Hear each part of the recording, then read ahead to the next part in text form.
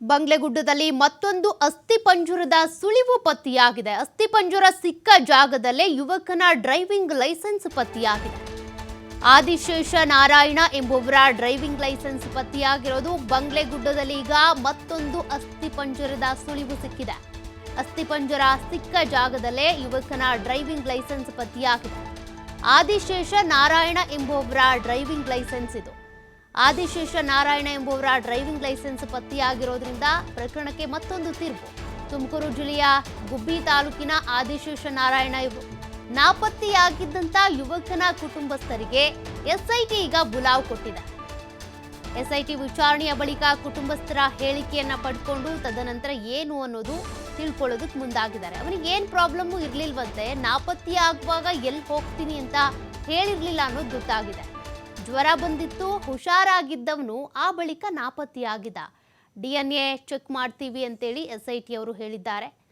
ಸದ್ಯ ಇದಕ್ಕೆ ಸಂಬಂಧಪಟ್ಟಂತೆ ಕುಟುಂಬಸ್ಥರನ್ನ ಕರೆಸಿ ವಿಚಾರಣೆ ಮಾಡಿದ್ದಾರೆ SIT ಅಧಿಕಾರಿಗಳು. ಆ ಸಂದರ್ಭದಲ್ಲಿ ಕುಟುಂಬಸ್ಥರು ಮಾತನಾಡಿದ್ದಾರೆ.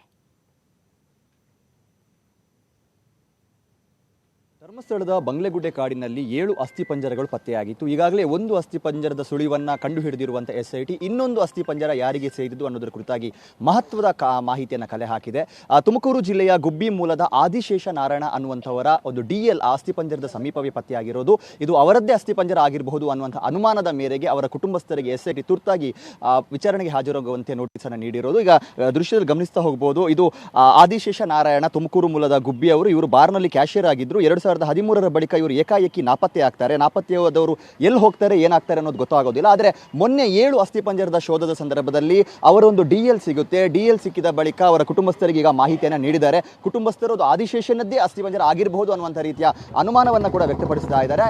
ಆದಿಶೇಷ ಅವರ ಸಹೋದರಿಯವರು ನಮ್ಮೊಂದಿಗಿದ್ದಾರೆ. ನಾವು ಅದರ ಮಾತನಾಡಿಸ್ತಾ ಹೋಗ್ತೀವಿ. ಮೇಡಮ್, ಏನು ಹೇಳ್ತಾರೆ? ಏನು ಹೇಳೋದು ಸರ್, ನಂದು ಅಲ್ಲ ಆಗದೆ ಇರಲಿ ಅಂತ ಅನ್ಕೋತೀವಿ ಸರ್. ಅವನು ಅಲ್ಲ ಅಂತ ಅನ್ಕೋತೀವಿ. ಏನು ಹೇಳೋಕ್ಕಾಗ್ತಿಲ್ಲ. ಯಾಕೆ ನಾಪತ್ತೆಯಾದರು? 2013ರಲ್ಲಿ ಯಾಕೆ ನಾಪತ್ತೆ? ಗೊತ್ತಿಲ್ಲ ಸರ್, ಏನು ಪ್ರಾಬ್ಲಮ್ ಇರಲಿಲ್ಲ, ಏನೂ ಇಲ್ಲ.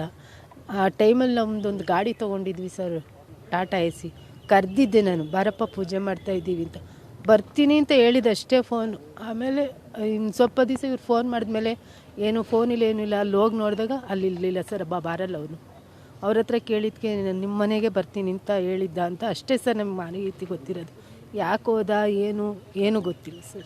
ನೀವು ಹುಡುಕಾಟ ಮಾಡಲಿಲ್ವಾ? ಸ್ಥಳೀಯ ಪೊಲೀಸ್ ಠಾಣೆಗೆ ದೂರು ನೀಡಲಿಲ್ವಾ? ಅದೊಂದು ಕೊಡೋಕ್ಕಾಗಲಿಲ್ಲ ಸರ್. ನಮ್ಮ ಮಾವರೊಬ್ಬರು ಪೊಲೀಸರು, ನಮ್ಮ ಯಜಮಾನ್ರು ಚಿಕ್ಕಪ್ಪ ಅವ್ರು ಹೇಳಿದ್ರು ಅಲ್ಲಿ ಕಂಪ್ಲೇಂಟ್ ಕೊಡಿ ಅಂತ. ನಮ್ಮ ಮನೆಯವ್ರು ಹೋದಾಗ ನೀವು ಅಲ್ಲಪ್ಪ ಕೊಡೋದು, ಅವ್ರ ತಂದೆ ತಾಯಿ ಕೊಡಬೇಕು ಅಂತ ಹೇಳಿ ಕಳಿಸಿದ್ರು.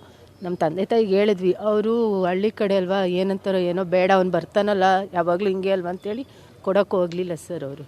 ಆದರೆ ನಮ್ಮ ಯಜಮಾನ್ರು ಬಿಡಲಿಲ್ಲ, ಎಲ್ಲ ಕಡೆನೂ ಹುಡುಕಿದ್ರು, ಎಲ್ಲೂ ಸಿಗಲಿಲ್ಲ ಸರ್. ಈಗ SIT ಅವ್ರು ನಿಮ್ಮನ್ನು ಕರೆದಿದ್ದಾರಲ್ಲ, ಇದು ಆದಿಶೇಷ ಅವರದ್ದೇ ಅಂತ ನಿಮ್ಗೆ ಅನಿಸುವ ರೀತಿಯಲ್ಲಿ ಏನಾದರೂ ವಿಚಾರಗಳನ್ನು, ಮಾಹಿತಿಗಳನ್ನು ನಿಮ್ಮೊಂದಿಗೆ ಹಂಚ್ಕೊಂಡ್ರೆ, ನಿಮ್ಗೆ ಅದನ್ನು ನೋಡಿದ ವೇಳೆ ಇದು ನನ್ನ ತಮ್ಮಂದು ಆಗಿರಬಹುದು ಅನ್ನುವಂಥ ರೀತಿ ಅನುಮಾನಗಳು ಏನಾದರೂ ಬಂದ? ಸರ್ ತೋರಿಸಿದ್ರು, ಕೆಲವು ವಸ್ತು ನೋಡಿದಾಗ ಅಲ್ಲ ಅಂತ ಮನ್ಸು ಅನಿಸ್ತೈತೆ. DL ಮಾತ್ರ ಅವನದೇನೆ, ಅವನದಲ್ಲ ಅಂತ ಅನ್ಕೋತೀವಿ ಸರ್. ಬಾಡಿ ನನ್ನ ಮನ್ಸಿಗೆ ಅವನದಲ್ಲ ಅನ್ಕೋತೀವಿ. ಇನ್ನೊಂದು ಕಡೆ ಇನ್ನೊಬ್ಬರು ಕುಟುಂಬಸ್ಥರು ಕೂಡ ಇದ್ದಾರೆ. ಸರಿಸುಮಾರು 10 ವರ್ಷಗಳು 12 ವರ್ಷಗಳು ಕಳೆದಿದೆ. ಈಗ ಅವ್ರದ್ದೊಂದು ಸಣ್ಣ ಸುಳಿವು ಸಿಕ್ಕಿದೆ. ನೀವು ಬಹುಶಃ ಆಸೆಯನ್ನೇ ಕಳ್ಕೊಂಡಿದ್ದೀರಾ? ಯಾವ ಥರ ಇದ್ದೀವಿ? ಇಲ್ಲ, ಅವನು ಇದ್ದಾನೆ ಅಂತಲೇ ಅಂದ್ಕೊಂಡಿದ್ದೀವಿ. ಆದರೆ ಆ DL ನೋಡಿದ್ರೆ ಅವನದೇ, ಅದು ಏನು ಅಂತ ಗೊತ್ತಾಗ್ತಾ ಇಲ್ಲ. ಅದಕ್ಕೆ ಹೇಳಿದ್ದಾರೆ, ನೋಡೋಣ ಹುಡುಕಿ ಇದು ಮಾಡ್ತೀವಿ, ಅಕಸ್ಮಾತ್ ಅವನದೇನೋ ಸಿಕ್ಕಿದ್ರೆ ಸರಿ, ಇಲ್ಲ ಅಂದರೆ DNA ಟೆಸ್ಟ್ ಮಾಡಿ ಅದು ನಿಮ್ಮದೇ ಇದು ಅಂತ ಹೇಳ್ತೀವಿ ಅಂತ ಹೇಳಿದ್ದಾರೆ. ಈ ಧರ್ಮಸ್ಥಳದ ಬಂಗ್ಲೆಗುಡ್ಡ ಕಾಡಿನ ವಿಚಾರ ನಿಮ್ಗೆ ಗೊತ್ತಿರ್ಬೋದು. ತುಂಬ ಜನ ಅಲ್ಲಿ ಆತ್ಮಹತ್ಯೆ ಮಾಡ್ಕೊಳ್ತಾರೆ, ಜೀವನದಲ್ಲಿ ನೊಂದು ಬಂದು ಪಶ್ಚಾತ್ತಾಪ ಆ ಥರ ಈ ಥರ ಎಲ್ಲ ಆತ್ಮಹತ್ಯೆ ಮಾಡ್ಕೊಳ್ತಾರೆ ರೀತಿಯ ವಿಚಾರಗಳು ಇದೆ.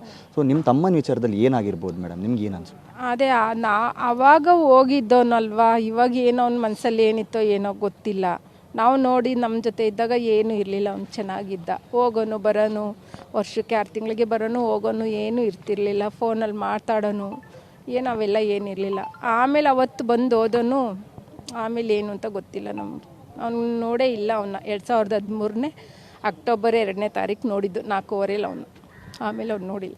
ಎಸ್, ಇದು ನಾಪತ್ತೆಯಾಗಿದ್ದಂಥ ಆದಿಶೇಷ ನಾರಾಯಣ ಕುಟುಂಬಸ್ಥರ ಮಾತು.